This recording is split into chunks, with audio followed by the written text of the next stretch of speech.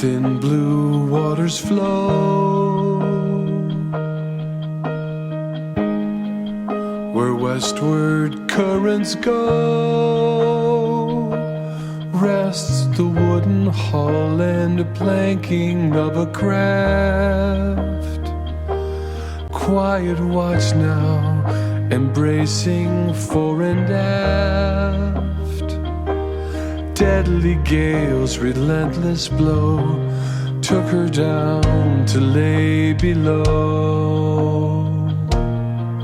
To see an 1856 vessel that's almost fully preserved with all parts working is an unusual thing. To make it even more unusual, it's underwater.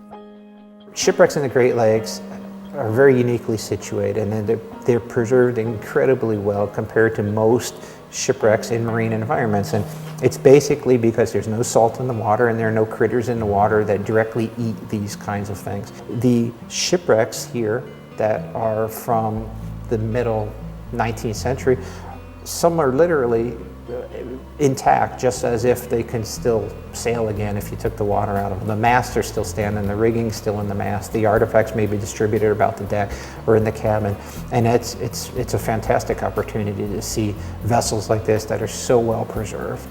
In 1981, Chuck Feltner realized this preservation firsthand as he discovered a sailing vessel just west of the Mackinac Bridge that hadn't been seen since 1856.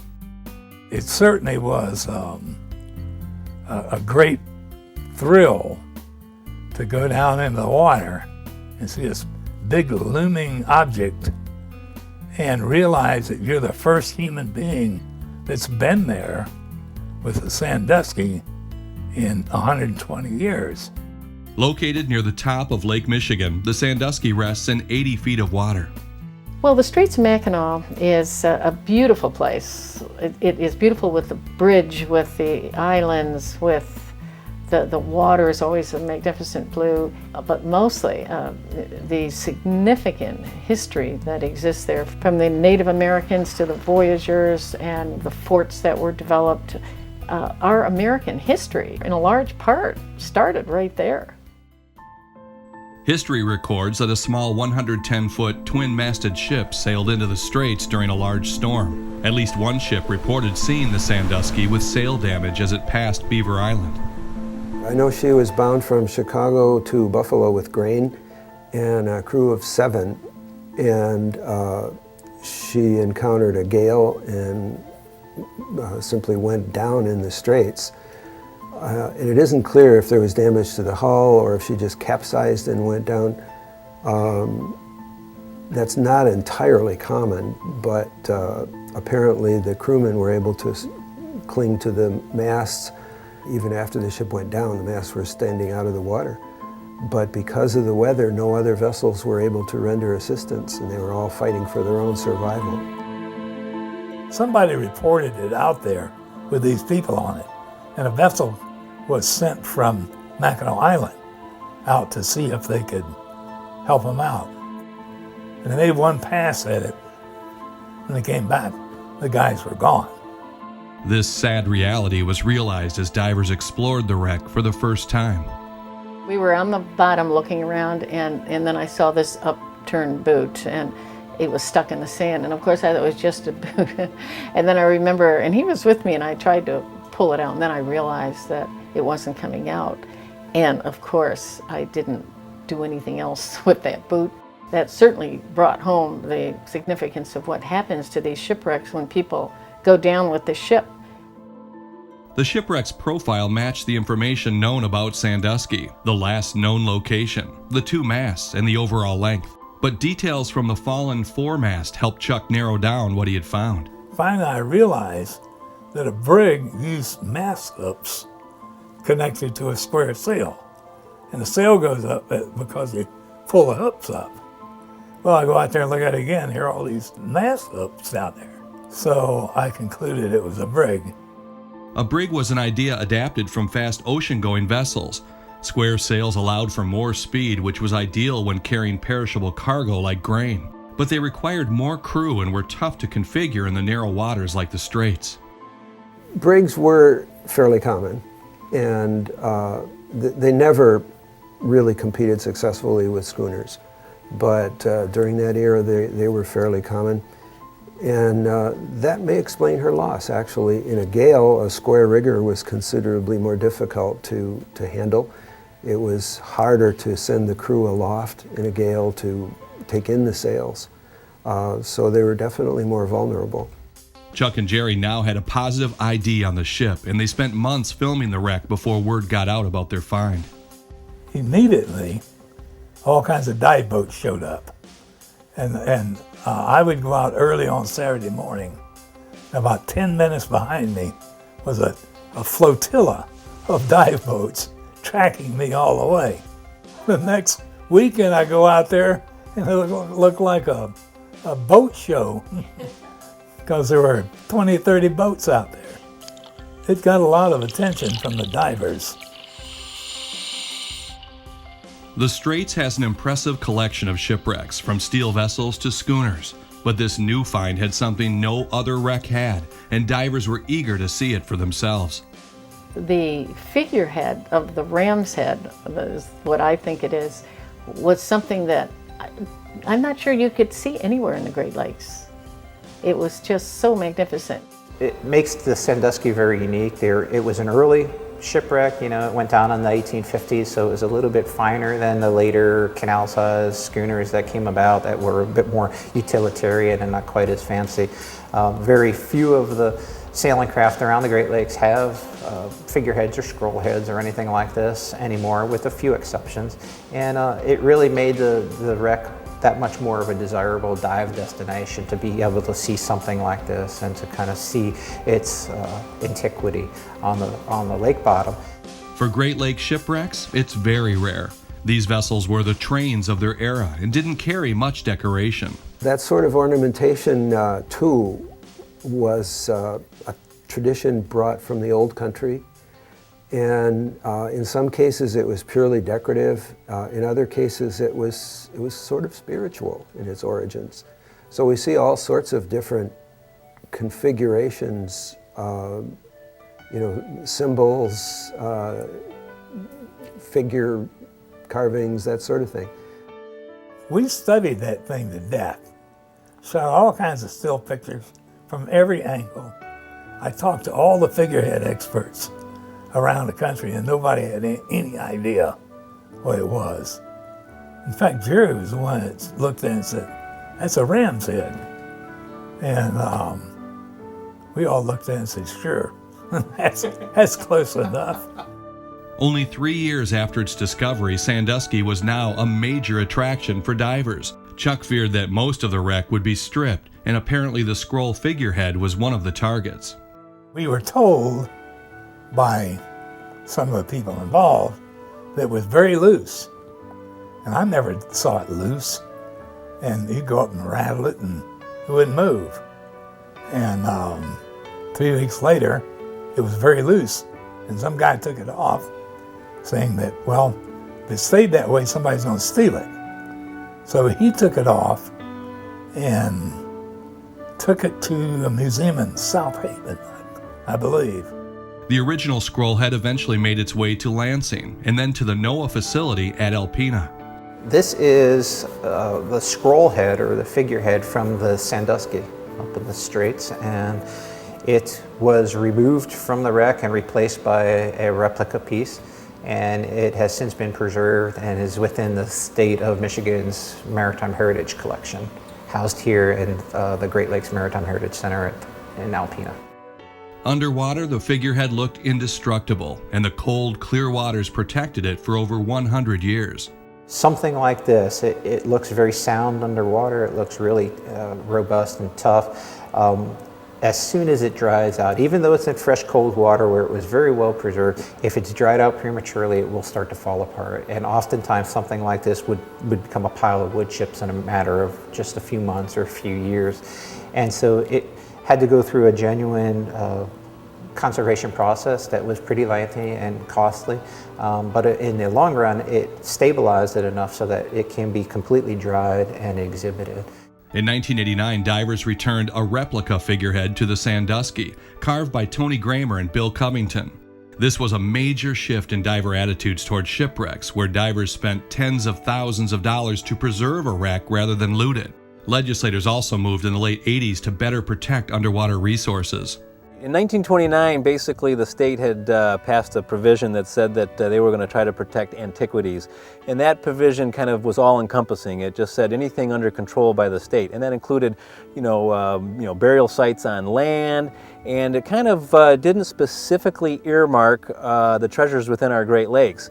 It wasn't until later on that we specifically earmarked shipwrecks and bodies within the Great Lakes system that were protected. July 2nd of 1980, we had a cutoff date that said that if any items was taken prior to that, they were permissible. But anything after that particular date, you needed to have a permit to take anything, or it was illegal to remove from the Great Lakes or the preserve system. Further enhanced in 1994, Public Act 451 made it a misdemeanor to remove historical artifacts from the bottomlands, which includes Lake St. Clair. Michigan also created a network of preserves surrounding the state, with Alger and Thunder Bay enacted in 1981, the Straits and Thumb area in 1985, and Whitefish Point in 1986. Since that time, 13 preserves have been created to protect shipwrecks all around the peninsulas.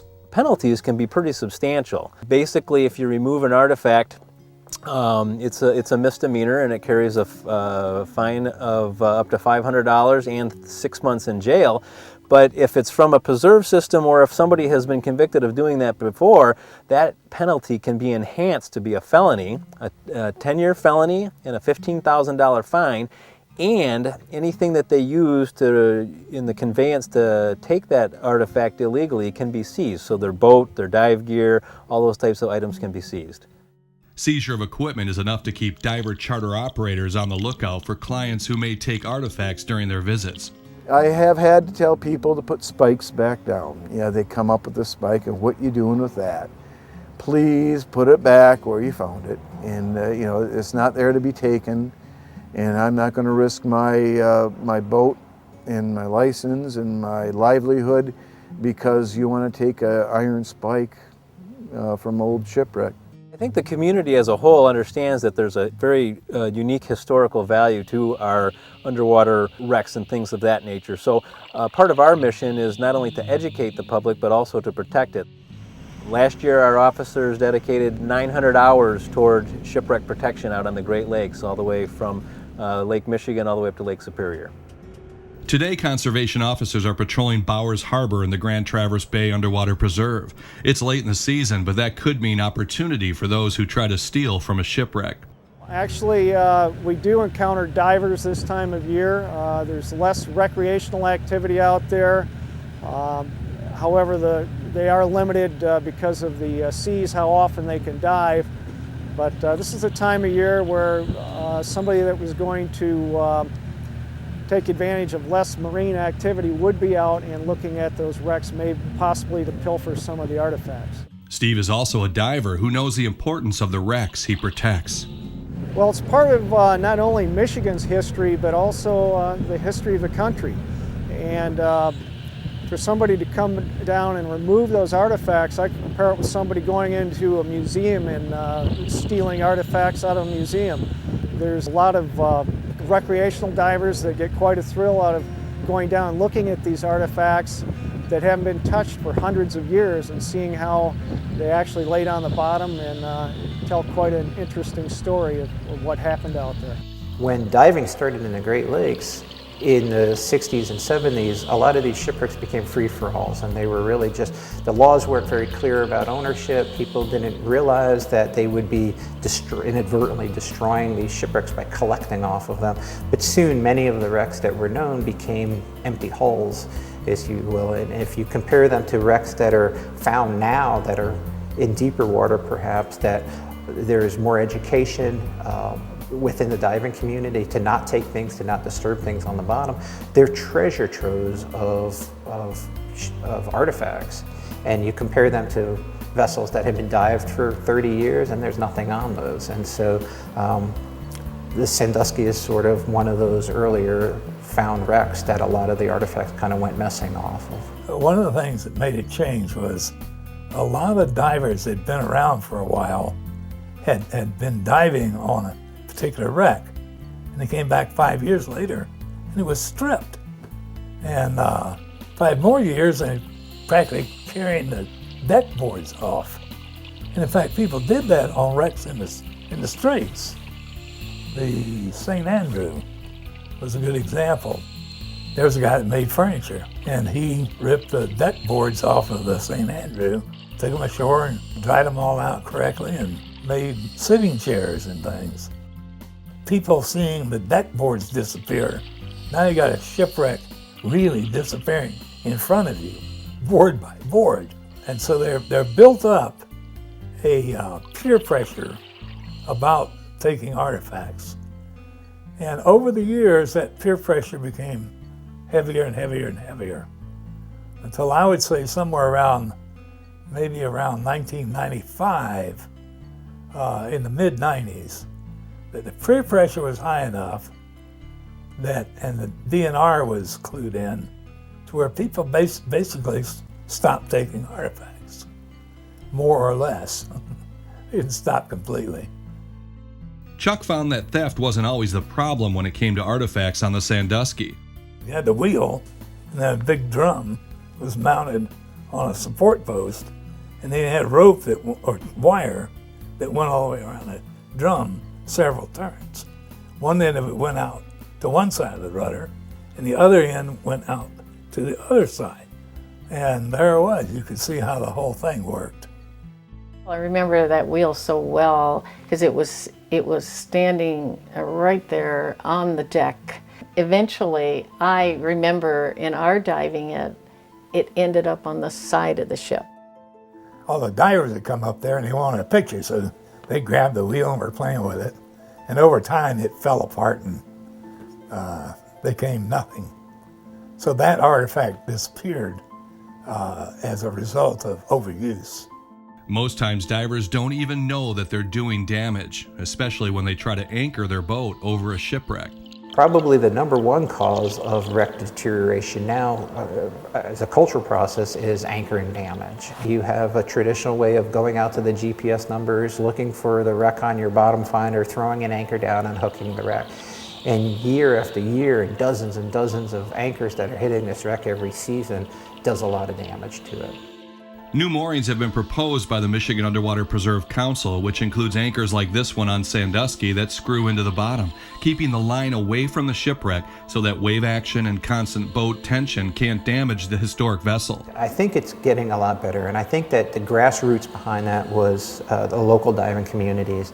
And 30 years ago, a system of underwater preserves were established in the Great Lakes around Michigan, and that was established directly because of diver effort. And divers that had been visiting this, and some of the divers that had been taking artifacts from wrecks, realized that if this practice continues on, that all of these time capsules of history are going to disappear.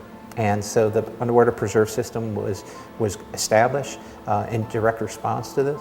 And there's an ethic now, I think, with the dive community that it's fantastic to take photographs, to explore these wreck sites, to touch them, but to not take things off of them. So I think it's changed a lot through just basic education and experience in the diving community. Michigan Underwater Preserve Council, or the MUPC, helps to harness the volunteers within the 13 individual preserves in the state to increase diver access and to help preserve and promote underwater resources. Much of the policing of the wrecks comes down to the divers themselves. Charter operators know that no one would pay to see a stripped hull, so they're even more vigilant about customers looting the wrecks. We allowed that to kind of happen. People would say, "Can I take this nail?" It's like, well, okay, But then when you stop and think about it after, it's like, well, most of those nails that were taken, sat on the mantle or stuck in the guy's dive bag for a period of time, and they got thrown in the trash, And now we have the opposite situation coming back. We have artifacts that are coming back to the preserve, and we're putting them back on the shipwreck.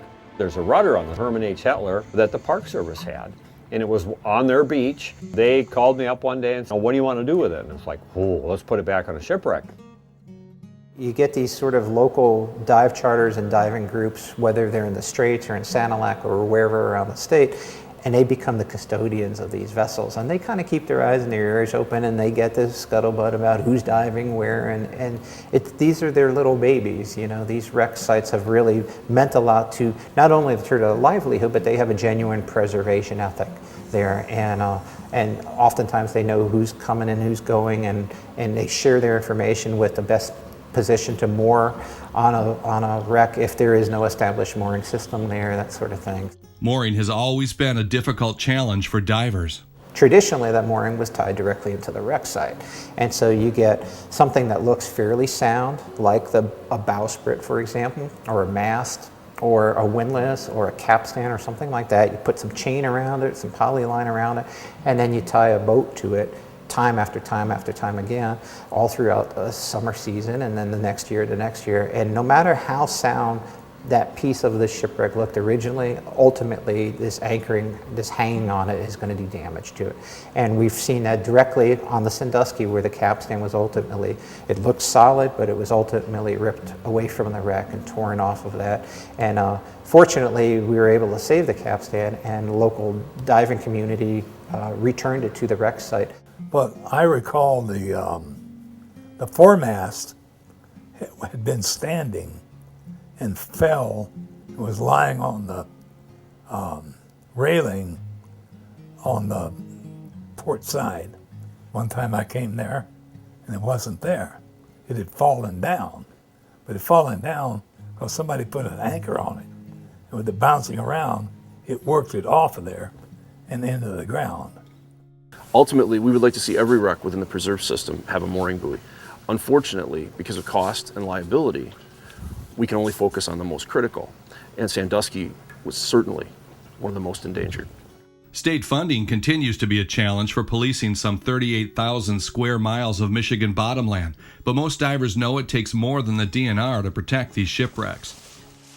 It's the diving public that is ultimately responsible for policing themselves and making a correct ethic that you don't take, you leave only bubbles, because basically the stuff has survived this many 100 years because of where it has been, and by moving it around you're just making it susceptible to more damage.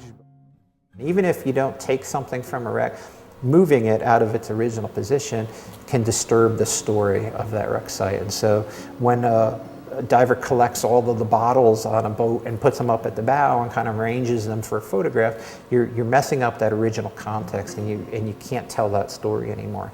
When you take something, it's literally like ripping a page out of a history book. You have so many natural processes that have acted against this wreck already don't contribute to its deterioration or its not being able to tell its full story by removing artifacts or even moving them around. The timing of this new interest in shipwreck preservation couldn't be better, as inexpensive sonar and improved research capabilities will likely bring hundreds of new shipwreck finds. With the availability of modern technology, the wrecks are far easier to find, and thank God that the divers, have growing respect for them and, are willing to leave them undamaged and not to remove artifacts. It used to be done wholesale. We know a lot of the older divers whose basements are just filled with artifacts. And, they're not preserved or conserved in any way. And even worse, they didn't tag them to identify what ship they came from or anything. So frankly, not only do they deteriorate, but they become kind of meaningless,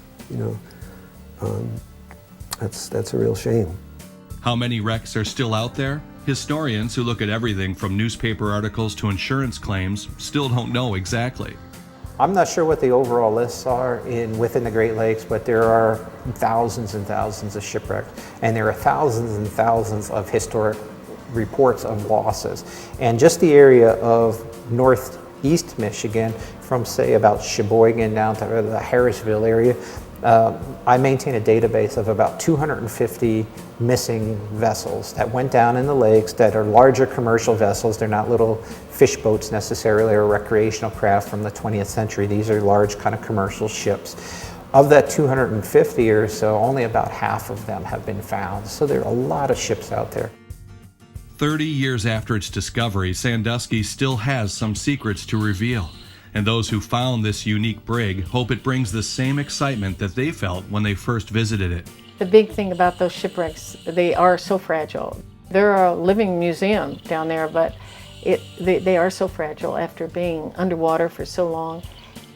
Touching anything is going to disintegrate what's left, and I would just hope and pray that the people in today's world, the divers, are, I feel, definitely preservation oriented, and they would not do things that would be detrimental to preserving the history of that wreck. And hopefully it'll last another 100 years for their children's children to be on to enjoy the history of the shipwrecks. Many scuba agencies have specialty courses for diving on shipwrecks, emphasizing safety and especially buoyancy control and proper fin techniques. We all know right from wrong. We all know what needs to stay there, and and it's not supposed to be removed. As captains, we watch over it, because that's our business. We're bringing divers out there. When I'm diving or they're diving in another 10 years, 20 years from now, that stuff is still going to be there. Some of the wrecks have been here for a couple of 100 years already. But if you look at what we've been finding a lot around the Great Lakes now are submerged forests and these tree stumps that are rooted in the bottom when lake levels were considerably different. And the preservation of some of these stumps are fantastic, and many of them date to 7,000 to 8,000 years ago. So conceivably, shipwrecks in a fresh, cold water environment like this can last as long as those stumps have. So I mean, for literally thousands of more years. So it's our responsibility to try to help that along. Wooden hull or iron seam, former sail or hissing steam, weather drowned or collision resting there. Let the ages hold them fast, safe in our care. Visit kindly in their sleep, as their stories decades keep. Be sure the Great Lakes bottom hold wealth greater than chests of gold. In the Ghost Fleet, more to death where divers go. Watched and protected there, preserved in respectful care, where the sunlight turns the shadows into treasure. Where the sunlight turns the shadows into treasure.